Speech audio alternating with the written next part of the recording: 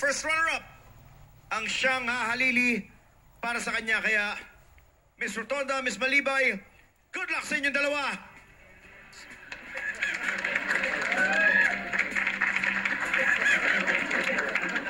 At ngayon, ang pinakaihintay nating lahat, ang announcement. Ang Miss Unicorn 2015 ay walang iba kundi si Miss Rotonda!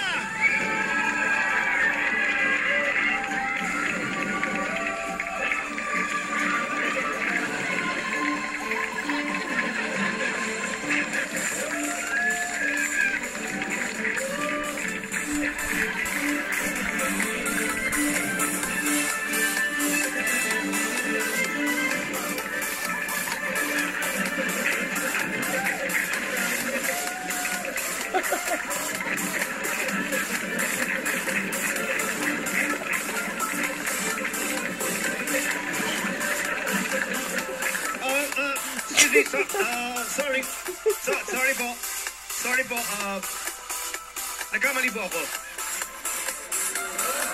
Yes, I'm so sorry po. Medyo na-confused ako.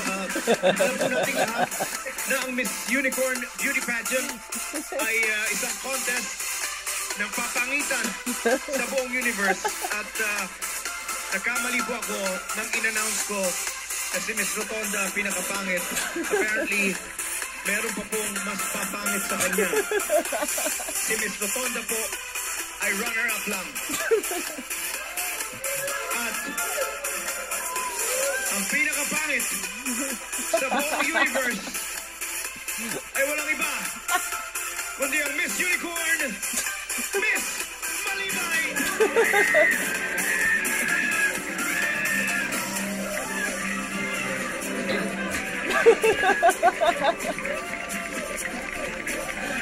Sorry, Miss Malibay, congratulations.